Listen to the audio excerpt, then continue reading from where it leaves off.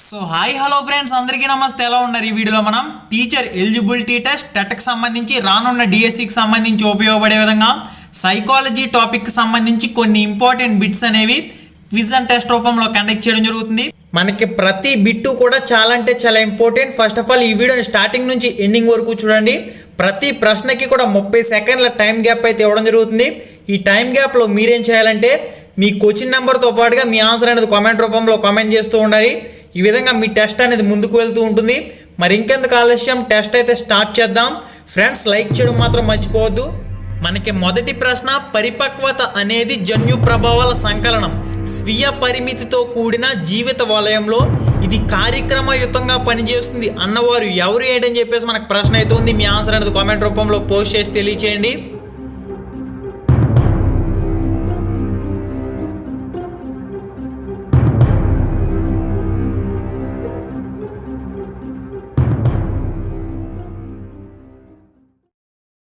మనకి తదుపరి ప్రశ్న, రెండవ ప్రశ్న, క్రింది వాణిలో సరికాని వాక్యాన్ని ఎంపిక చేయండి అని చెప్పేసి మనకు ప్రశ్న అయితే ఉంది. మీ ఆన్సర్ అనేది కామెంట్ రూపంలో పోస్ట్ చేయండి.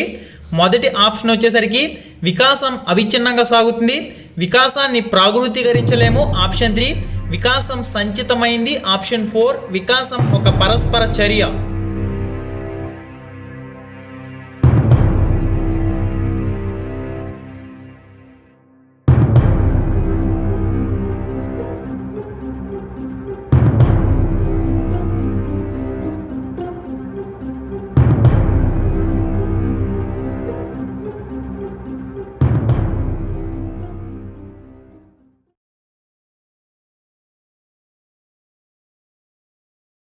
మనకి నెక్స్ట్ ప్రశ్న, మూడవ ప్రశ్న, సమాంతర క్రీడల్లో పిల్లలు ఏంటని చెప్పేసి మనకు ప్రశ్న అయితే ఉంది. ఆప్షన్ 1 ఇతరుల ఆటను అనుకరిస్తారు. ఆప్షన్ 2 ఇతరులతో కలిసి ఆడుకుంటారు. ఆప్షన్ 3 స్నేహితులతో మాత్రమే ఆడుకుంటారు. ఆప్షన్ 4 తమ ఆట వస్తువులు ఇతరులతో పంచుకుంటారు. మరి మీ ఆన్సర్ అనేది కామెంట్ రూపంలో కామెంట్ చేసి తెలియచేయండి.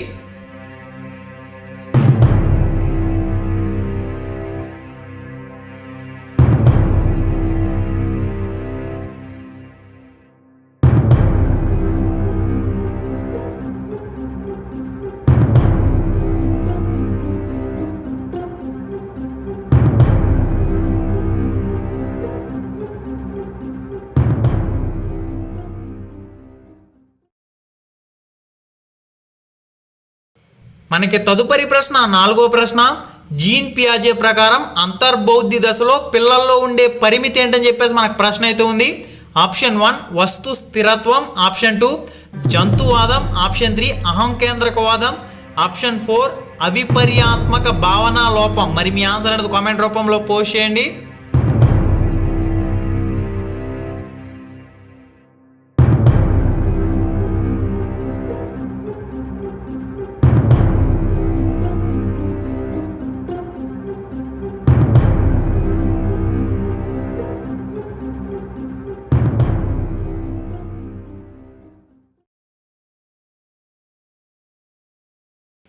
మనకి తదుపరి ప్రశ్న, ఐదవ ప్రశ్న, కోల్బర్గ్ ప్రకారం మంచి బాలుని నీతి కనబరిచే దశ ఏంటని చెప్పేసి మనకు ప్రశ్న అయితే ఉంది.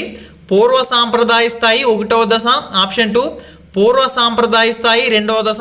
ఆప్షన్ 3 సాంప్రదాయ స్థాయి 3వ దశ. ఆప్షన్ 4 సాంప్రదాయ స్థాయి 4వ దశ. మరి మీ ఆన్సర్ అనేది క్వశ్చన్ నెంబర్తో పాటుగా కామెంట్ చేసి తెలియచేయండి.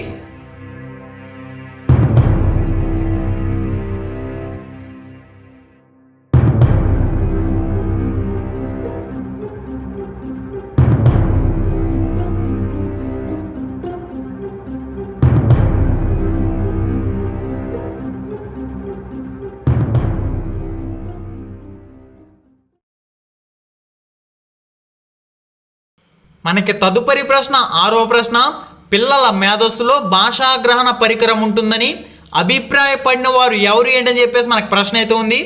Chomsky, Bandura, Skinner, Kohlberg. మరి మీ ఆన్సర్ అనేది కామెంట్ రూపంలో కామెంట్ చేసి తెలియచేయండి.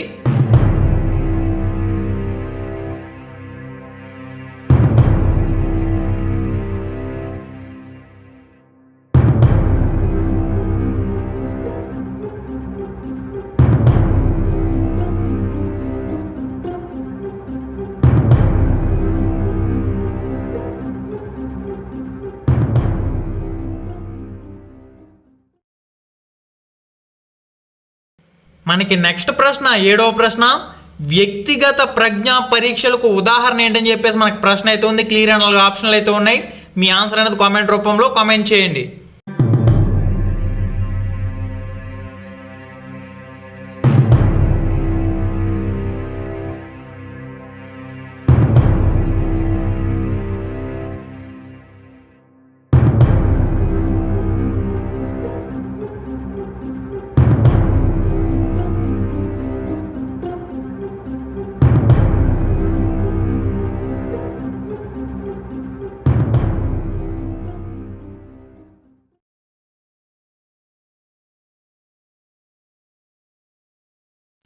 మనకి తదుపరి ప్రశ్న 8వ ప్రశ్న, డిఫరెన్షియల్ ఆప్టిట్యూడ్ టెస్ట్లోని ఉప పరీక్షల సంఖ్య ఎంత ఏంటని చెప్పేసి మనకు ప్రశ్న అయితే ఉంది. క్లియర్ అండ్ 4 ఆప్షన్లు అయితే ఉన్నాయి.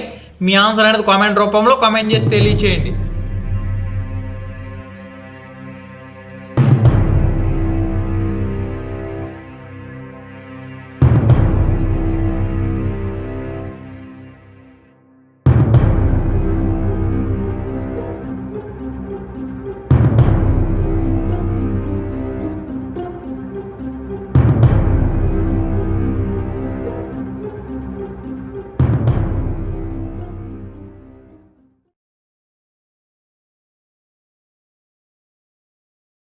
మనకి నెక్స్ట్ ప్రశ్న 9వ ప్రశ్న, దీనిని ప్రధాన గ్రంథిగా వ్యవహరిస్తారు. ఔటు గ్రంథి, పీయూష గ్రంథి, అధివృక్క గ్రంథి, పార్శ్వ ఔటు గ్రంథి. మరి మీ ఆన్సర్ అనేది కామెంట్ రూపంలో కామెంట్ చేసి తెలియచేయండి.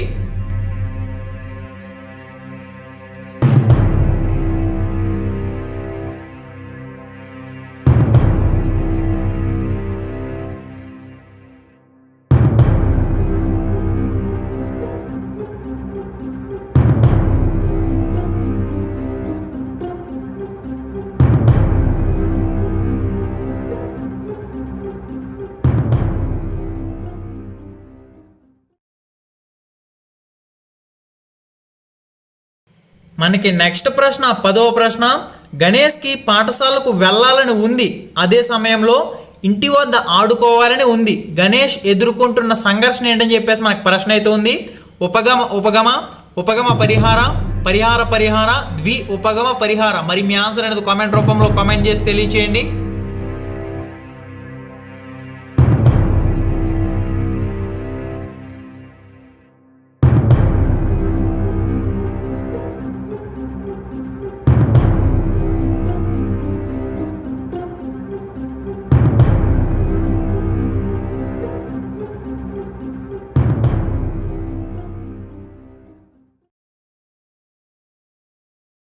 మనకి తదుపరి ప్రశ్న 11వ ప్రశ్న, ఇంటర్వ్యూకి వెళ్ళిన వ్యక్తి సమాధానాలు చెప్పలేక చిన్నపిల్లవాడిలా ఏడవడం ప్రారంభించాడు. ఇక్కడ రక్షక తంత్రం ఏంటని చెప్పేసి మనకు ప్రశ్న అయితే ఉంది. దమనం, ప్రతిగమనం, విస్థాపనం, తదాత్మీకరణం. మరి మీ ఆన్సర్ అనేది కామెంట్ రూపంలో కామెంట్ చేసి తెలియచేయండి.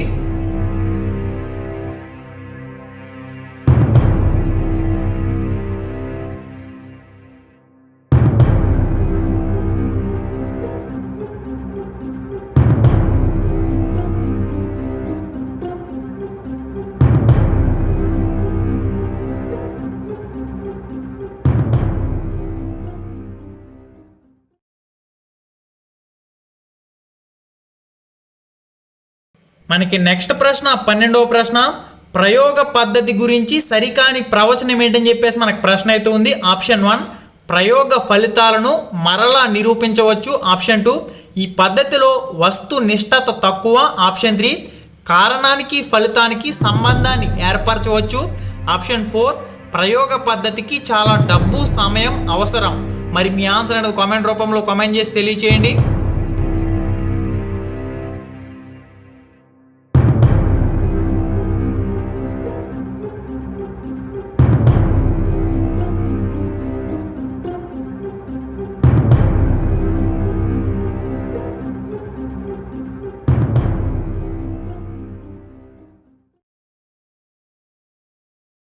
మనకి తదుపరి ప్రశ్న 13వ ప్రశ్న, వైగోట్స్కీ ప్రకారం పిల్లల్లో సాంఘిక ప్రసంగం ప్రారంభమయ్యే వయసు ఎంత ఏంటని చెప్పేసి మనకు ప్రశ్న అయితే ఉంది. 1 సంవత్సరం, 2 సంవత్సరాలు, 3 సంవత్సరాలు, 4 సంవత్సరాలు. మరి మీ ఆన్సర్ అనేది కామెంట్ రూపంలో కామెంట్ చేసి తెలియచేయండి.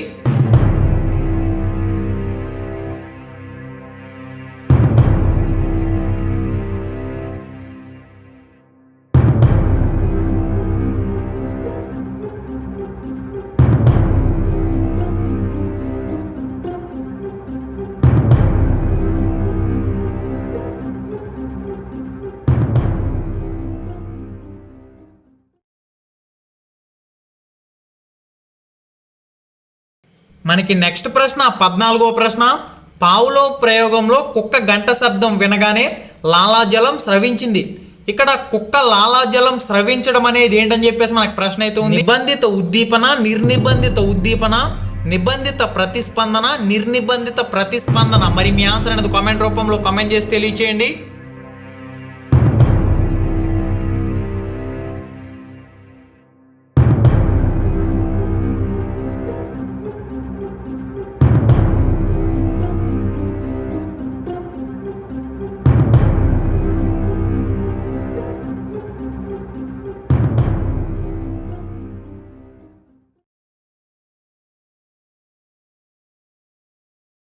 మనకి నెక్స్ట్ ప్రశ్న 15వ ప్రశ్న.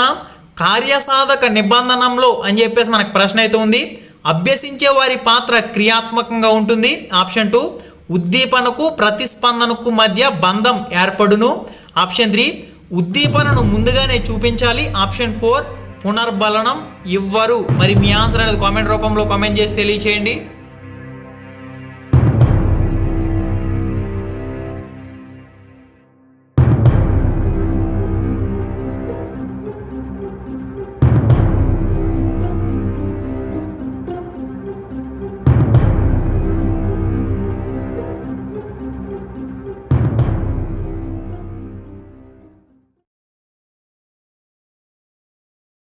మనకి తదుపరి ప్రశ్న 16వ ప్రశ్న. ది మెంటాలిటీ ఆఫ్ ఎయిమ్స్ గ్రంథకర్త ఎవరు ఏంటని చెప్పేసి మనకు ప్రశ్న అయితే ఉంది. Skinner, Pavlov, Kohler, Thorndike. మరి మీ ఆన్సర్ అనేది కామెంట్ రూపంలో కామెంట్ చేయండి.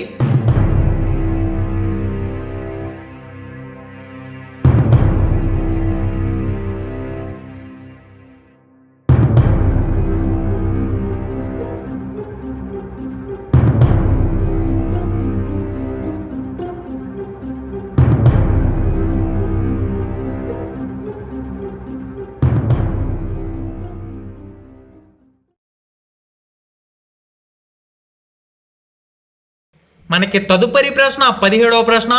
బండూరా ప్రవేశపెట్టిన పునర్బలన రకాల్లో ఒకటి ఏంటని చెప్పేసి మనకు ప్రశ్న అయితే ఉంది. నిరంతర పునర్బలనం, ప్రాథమిక పునర్బలనం, ప్రత్యక్ష పునర్బలనం, గౌణ పునర్బలనం. మరి మీ ఆన్సర్ అనేది కామెంట్ రూపంలో కామెంట్ చేయండి క్వశ్చన్ నెంబర్తో పాటుగా.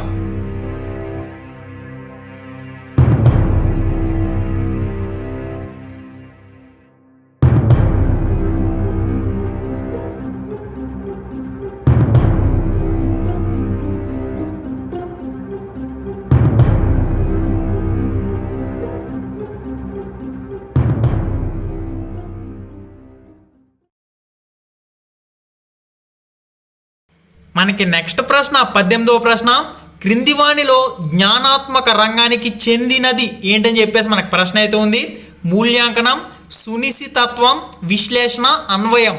మరి మీ ఆన్సర్ అనేది కామెంట్ రూపంలో కామెంట్ చేసి తెలియచేయండి.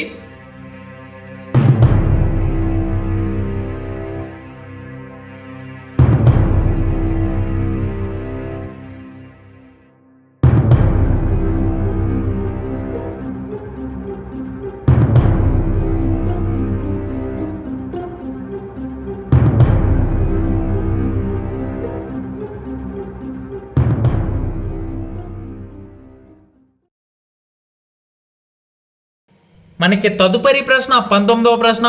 క్రింది వాణిలో గౌణ అవసరం కానిది ఏంటని చెప్పేసి మనకు ప్రశ్న అయితే ఉంది.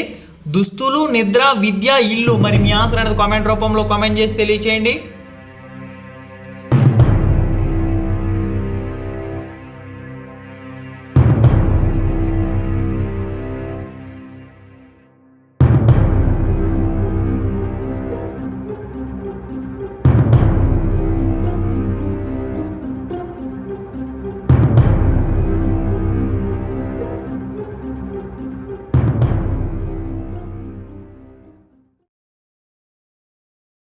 మనకి తదుపరి ప్రశ్న 20వ ప్రశ్న.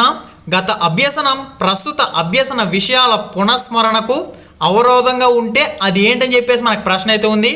దమనం, డెజావు, తిరోగమన అవరోధం, పురోగమన అవరోధం. మరి మీ ఆన్సర్ అనేది కామెంట్ రూపంలో కామెంట్ చేసి తెలియచేయండి.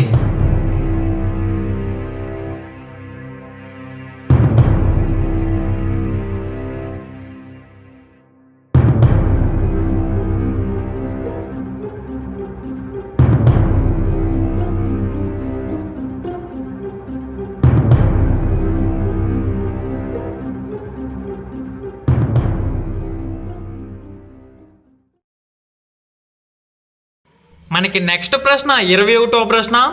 ఆనంద్ ఒక సంస్కృత శ్లోకాన్ని గంటన్నర సేపు చదివి నేర్చుకున్నాడు. ఒక నెల తర్వాత అదే శ్లోకాన్ని తిరిగి నేర్చుకోమనగా ఈసారి అతడు కేవలం 72 నిమిషాల్లో నేర్చుకోగలిగాడు. అయితే అతడు పొందిన పొదుపు గణన ఎంత ఏంటని చెప్పేసి మనకు ప్రశ్న అయితే ఉంది. మీ ఆన్సర్ అనేది కామెంట్ రూపంలో కామెంట్ చేయండి.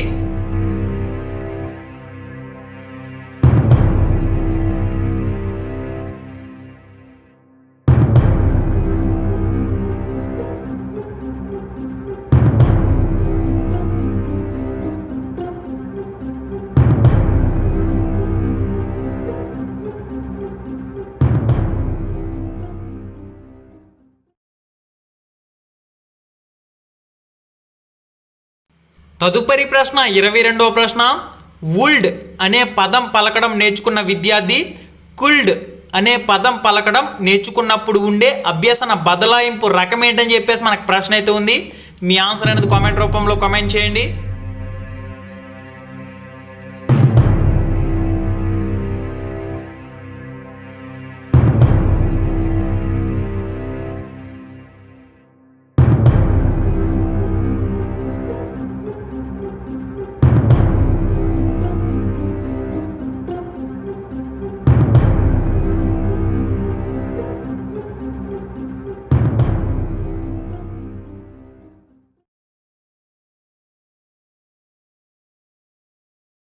మనకి తదుపరి ప్రశ్న 23వ ప్రశ్న. డిస్గ్రాఫియా అనేది ఏంటని చెప్పేసి మనకు ప్రశ్న అయితే ఉంది. సంభాషణ భాషా సంబంధ వైకల్యం, పఠన సంబంధ వైకల్యం, రాతపరమైన వైకల్యం, గణితపరమైన వైకల్యం. మరి మీ ఆన్సర్ అనేది కామెంట్ రూపంలో కామెంట్ చేసి తెలియచేయండి.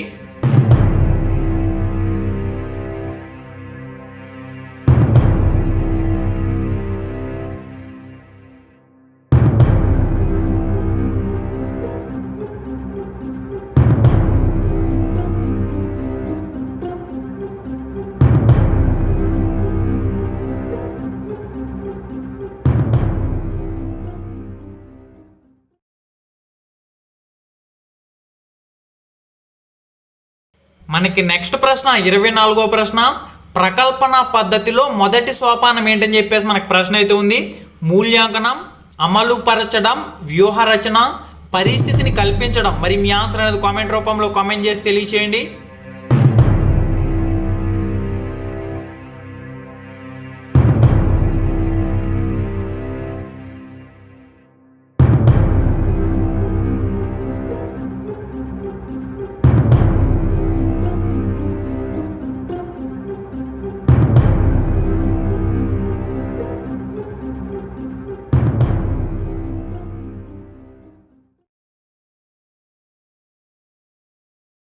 తదుపరి ప్రశ్న 25వ ప్రశ్న. బోధనా క్రమంలో క్రియాత్మక పద్ధతి, చిత్ర ప్రతిమ పద్ధతి మరియు ప్రణికాత్మక పద్ధతులను ప్రతిపాదించిన వారు ఎవరు ఏంటని చెప్పేసి మనకు ప్రశ్న అయితే ఉంది. స్కిన్నర్, బ్రూనర్, పియాజే, బ్లూమ్. మరి మీ ఆన్సర్ అనేది కామెంట్ రూపంలో కామెంట్ చేసి తెలియచేయండి.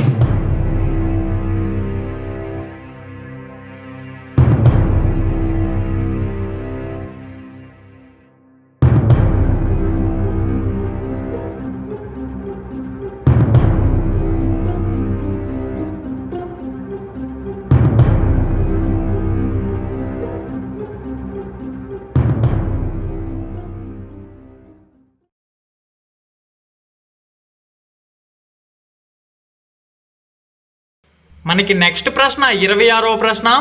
ప్రక్షేపిత ఉపకరణానికి ఉదాహరణ ఏంటని చెప్పేసి మనకు ప్రశ్న అయితే ఉంది. చలనచిత్రాలు, చార్ట్లు, నల్లబోర్డు, బులెటిన్ బోర్డు. మరి మీ ఆన్సర్ అనేది కామెంట్ రూపంలో కామెంట్ చేసి తెలియచేయండి.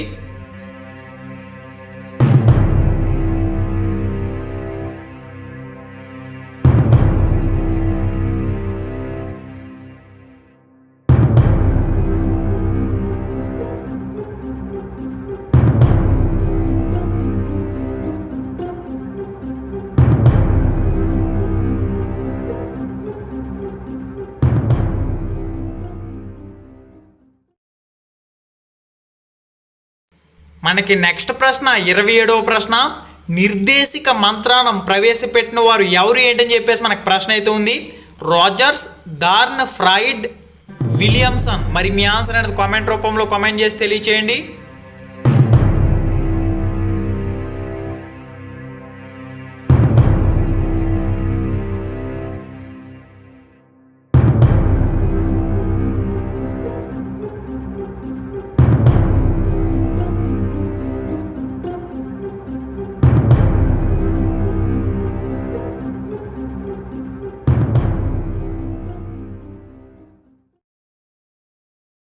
మనకి నెక్స్ట్ ప్రశ్న 28వ ప్రశ్న. సహభాగి నాయకత్వంలో ఏంటని చెప్పేసి మనకు ప్రశ్న అయితే ఉంది. నాయకుడు తీసుకునే నిర్ణయాలకు సభ్యులు ప్రశ్నించే స్వేచ్ఛ ఉండదు. ఆప్షన్ 2, నిర్ణయాలు తీసుకునేటప్పుడు నాయకుడు సభ్యుల అభిప్రాయాలకు ప్రాధాన్యత ఇస్తాడు. ఆప్షన్ 3, నాయకుడు ఒక నియంత. ఆప్షన్ 4, అందరూ సభ్యులు నాయకులు వలె ప్రవర్తిస్తారు. మరి మీ ఆన్సర్ అనేది కామెంట్ రూపంలో కామెంట్ చేయండి.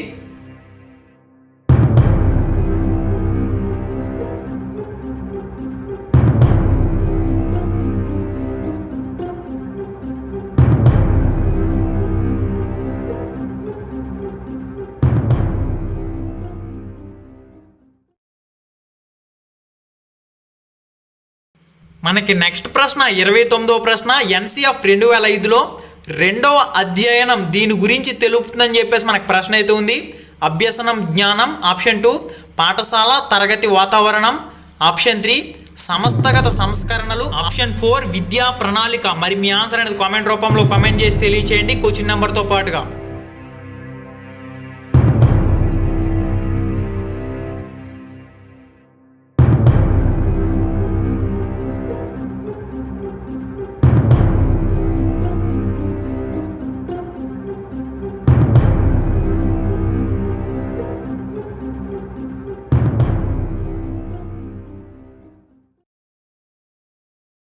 మనకి తదుపరి ప్రశ్న 30వ ప్రశ్న. ఆర్టీఈ చట్టం 2009 ప్రకారం ప్రాథమిక పాఠశాలలో విద్యార్థులు 98 మంది ఉంటే ఆ ప్రాథమిక పాఠశాలకు కావాల్సిన ఉపాధ్యాయుల సంఖ్య ఎంత ఏంటని చెప్పేసి మనకు ప్రశ్న అయితే ఉంది. మీ ఆన్సర్ అనేది కామెంట్ రూపంలో కామెంట్ చేసి తెలియచేయండి.